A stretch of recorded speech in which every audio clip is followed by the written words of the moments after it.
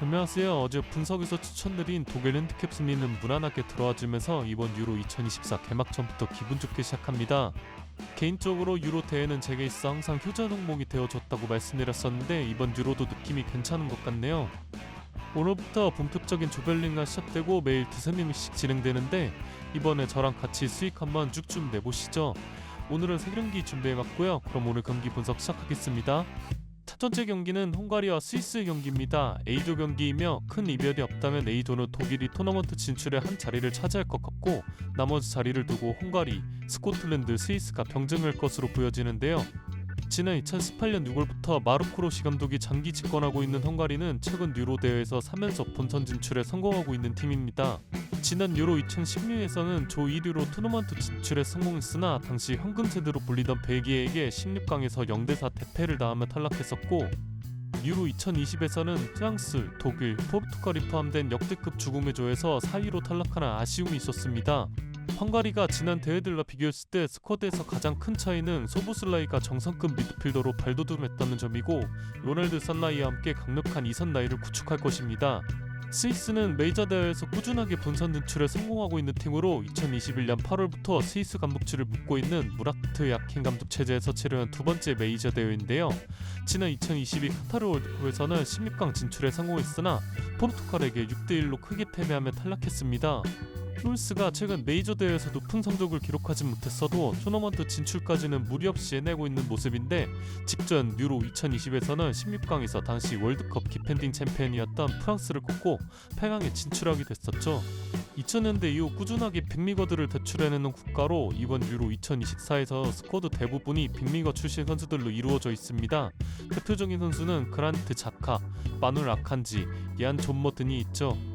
두 팀의 최근 맞대결은 지난 2018 러시아 월드컵 예선이었는데 당시 두 번의 맞대결에서 모두 스위스가 승리했습니다. 무라트 야킨 감독 체제에서 치른 최근 11경기에서 스위스는 3승밖에 기록하지 못했을 정도로 부진하고 있기 때문에 본선을 앞두고 감독 교체 얘기도 나왔었지만 스위스 축구협회는 이번 유로 2014를 무라트 야킨 감독을 믿어보기로 한 모습입니다. 스위스는 2014년 이후 치러진 3번의 월드컵과 2번의 유로 대회에서 모두 토너먼트 진출에 성공한 팀이기에 개인적으로 큰 이변이 없다면 A조에서 독일과 함께 스위스가 토너먼트로 진출할 가능성이 크지 않을까 생각되어 스위스의 승리로 추천드립니다. 두 번째 경기는 스페인과 크로아티아의 경기입니다. B조 편성을 살펴보면 유로 5승 3회로 독일과 함께 가장 많은 우승 기록 중인 스페인과 본 대회 디펜딩 챔피언 이탈리아 그리고 지난 2018 러시아 월드컵 준우승과 2022 카타르 월드컵 4강 진출에 성공하며 최근 메이저 대회에서 좋은 성적을 기록 중인 크로아티아가 모두 같은 조에 속해 있다는 점에서 이번 대회 가장 죽음의 조라고 할 수 있는 조가 바로 B조인데요. 스페인을 먼저 얘기해보면 스페인 연령별 대표팀 감독을 거쳐 지난 2023년 1월부터 성인팀 감독직을 맡고 있는 라푸엔테 감독의 첫 메이저 대회 무대입니다. 스페인은 과거 차비, 부스케츠, 이니에스타로 이어지는 강력한 중원을 바탕으로 메이저 대회 우승을 휩쓰고 다녔을 때에 비하면 최근 메이저 대회에서 성적들은 아쉬웠지만 새로운 감독인 라푸엔테 감독 체제에서 11승 1무 2패로 좋은 성적을 거두고 이번 대회를 치른다는 점에서 기대가 상당히 커진 스페인입니다. 크로아티아는 최근 메이저 대회에서 좋은 성적을 기록했으나 이번 대회부터는 조금은 꺾이지 않을까 조심스럽게 생각해봅니다. 가장 큰 이유는 주축 선수들의 노세아인데 모드리치, 드로조비치, 코바치치, 크라마리치, 페리시치 등 지난 메이저 대회에서 크로아티아가 좋은 성적을 거두는 데 크게 일조한 선수들의 나이가 전성기가 지났다는 점인데요. 두 팀의 최근 두 번의 맞대결은 유로 2020 16강과 22-23 시즌 네이션스 리그 결승전이었는데 모두 승부차기 끝에 스페인이 승리했었습니다. 서로에게 까다로운 상대이겠지만 저는 이번 대회에서 스페인의 세대 교체가 상당히 잘 이루어졌다고 생각되며 크로아티아의 주축 선수들의 노세아가 이번 대회에서 크게 작용할 것이라 생각해 스페인의 승리를 추천드립니다. 세 번째 경기는 이탈리아와 알바니아의 경기입니다. B조 경기이며 앞선 경기 분석에서 B조가 이번 유로 대회에서 가장 죽음의 조라고 얘기했었는데요. 알바니아는 강력한 팀들 사이에서 승전 자판기가 될 가능성이 농후하다고 보여지며 B조 팀들에게 있어 알바니아를 상대로 승점 투락을 하게 되는 팀은 토너먼트 진출에 있어 매우 치명적인 결과로 다가올 수 있을 거라 생각합니다.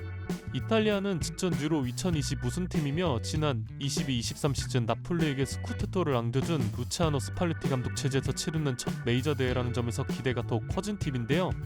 물론 둔선에 오르기까지 과정은 그다지 매끄럽지 못했습니다. 이탈리아가 유로 예선 C조에서 2위로 본선 직행 티켓을 따내기는 했지만 3위 우크라이나와 승점이 같았고 승자승에서 앞서 가까스로 기록한 2위였다는 점입니다.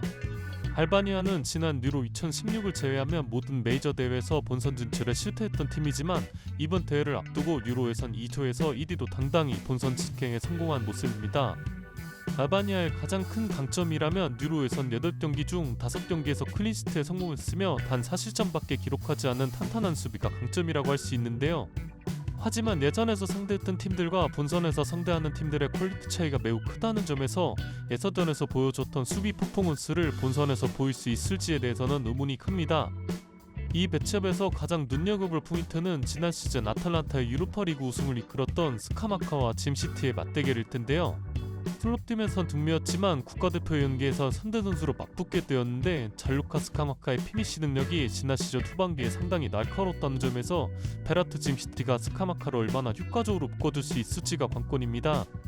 앞서 말했듯 B조에서 알바니아를 상대로 승점 드랍을 하게 되는 팀은 토너먼트 진출에 있어 아주 큰 페널티를 안게 될 것이라 생각하는데 알바니아의 공격을 이끌어야 할 아르관도 브로야는 첼시 이적 이후 지난 2시즌간 기회를 거의 잡지 못하느라 폼이 많이 떨어져 있다는 점에서 이탈리아의 무난한 승리를 추천드립니다.